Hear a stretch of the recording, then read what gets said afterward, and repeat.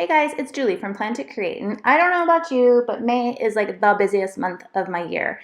So I looked for super simple ways to add some pops of color in my planner, but also to keep things really functional. So first things first, I don't use a traveler's notebook, and so here you see me dissecting it, which I know is sad, but I have these really plain white monthly dividers, and I thought that these punches of color would just be so interesting and just add a real treat every time I looked at my pages. I want to mention here really quickly, look at my paper trimmer and you can see I actually wrote in there A5 and personal, it's gone.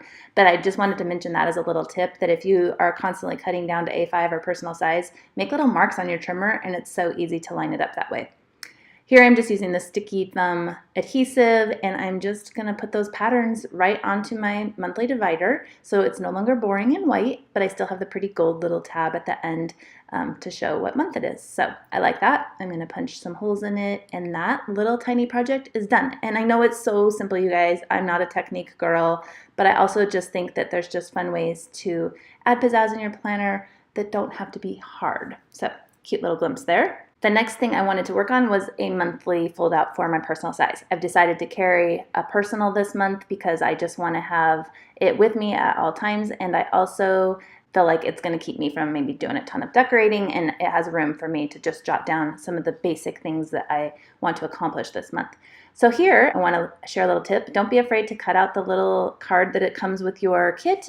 Here I've trimmed out the May, tried to make it into a little flag. I thought it would fit up on the top there, but it just feels too squished for me. So you're going to see I slide it down, and that works fine because the month starts on Tuesday. So I kind of make that work.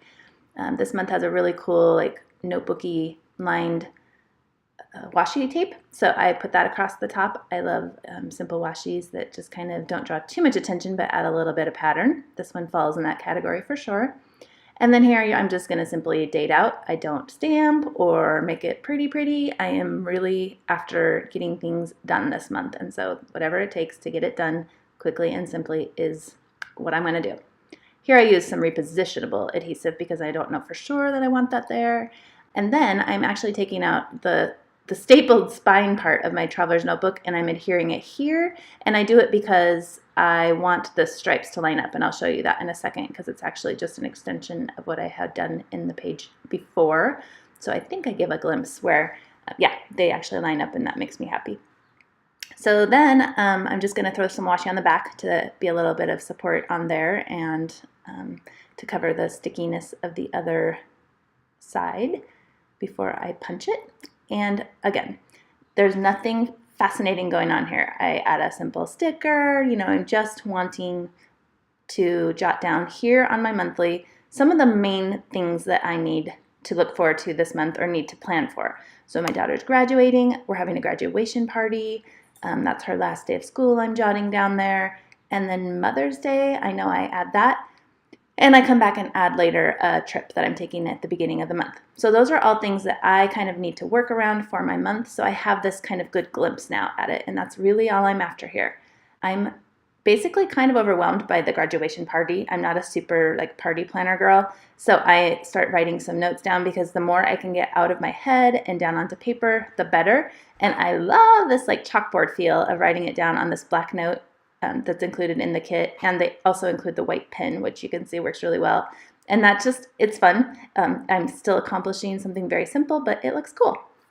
I almost forgot to add in a trip I'm taking with my girlfriend, but I just simply come back and use a highlighter to mark out the days that I'll be out of town, and didn't want to use a big thick washi for that because the scale is so small for these little tiny squares on my month. So there we go. Got the month done, and I'm just breezing through May here.